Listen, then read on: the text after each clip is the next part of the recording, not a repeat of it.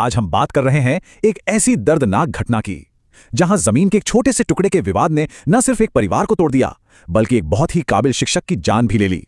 यह कहानी है हिदायत सिद्दीकी की। जरा सोचिए, एक इंसान जो दूसरों के बच्चों को पढ़ा लिखाकर उनका भविष्य संवारता था, उसी का भविष्य छीन लिया गया। और सबसे दुख की बात यह है कि यह करने वाले कोई और नहीं बल्कि उसके अपने ही लोग थे। तो ये सब हुआ कहां? ये घटना है गोड्डा जिले के परसा गांव की। एक ऐसी वारदात जिसने सिर्फ एक घर में ही मातम नहीं फैलाया बल्कि पूरे के पूरे इलाके को सन्न करके रख दिया। एक होनहार रिस्पेक्टेड हेडमास्टर की हत्या, और वो भी उनके अपने ही चाचा के हाथों। इस खबर ने, आप यकीन मानिए, पूरे शिक्षा जगत को झकझोर कर रख दिया। किसी ने कभी सोचा भी नहीं था कि ऐसा भी कुछ हो सकता है। तो आखिर कौन थे ये हिदायत सिद्दीकी जिनकी जिंदगी को इतनी बेरहमी से खत्म कर दिया गया? चलिए थोड़ा जानते हैं उनके बारे में कि वो अपने पीछे कैसी यादें छोड़कर गए हैं। उनके जो साथी थे, झारखंड राज्य माध्यमिक शिक्षक संघ के लोग, वो उन्हें एक बेहद नरम दिल, मिलनसार और बहुत ही काबिल टीचर के तौर पर याद करते हैं।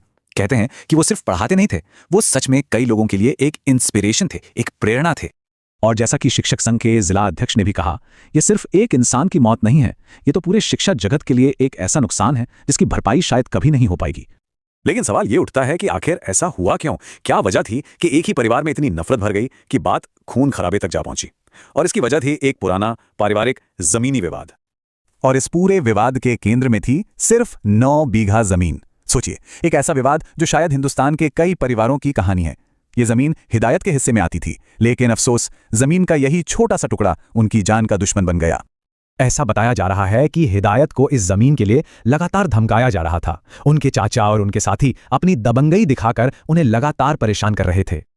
और जानते हैं इस कहानी में सबसे ज्यादा दर्दनाक बात क्या है? वो ये कि शायद इस मौत को टाला जा सकता था। हिदायत ने मदद की गुहार लगाई थी। हमले से ठीक एक हफ्ता पहले उन्होंने बाकायदा हनवारा पुलिस स्टेशन में एक शिकायत भी दर्ज करवाई थी, लेकिन अफसोस उस हमले को रोका नहीं जा सका। उस दिन की जो हिंसा थी वो सिर्फ हिदायत पर ही नहीं रुकी। उनके भाई को इतनी गंभीर चोटें आईं कि उन्हें बेहतर इलाज के लिए रेफर करना पड़ा, और उनका भांजा भी अस्पताल में भर्ती है। मतलब एक ही झटके में पूरा का पूरा परिवार बिखर गया। अब इस पूरी तबाही के बाद परिवार और पूरा समुदाय सब मिलकर बस एक ही आवाज उठा रहे हैं, और वो है न्याय की आवाज। तो सबसे पहला सवाल किस पर उठा? पुलिस पर।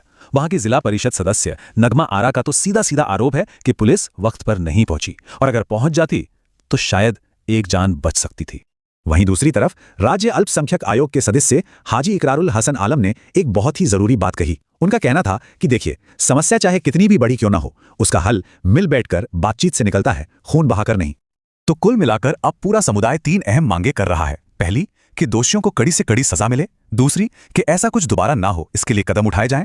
और तीसरा, वो सबसे बड़ा सवाल कि हिदायत की उस पहली शिकायत का आखिर हुआ क्या? उस पर एक्शन क्यों नहीं लिया गया?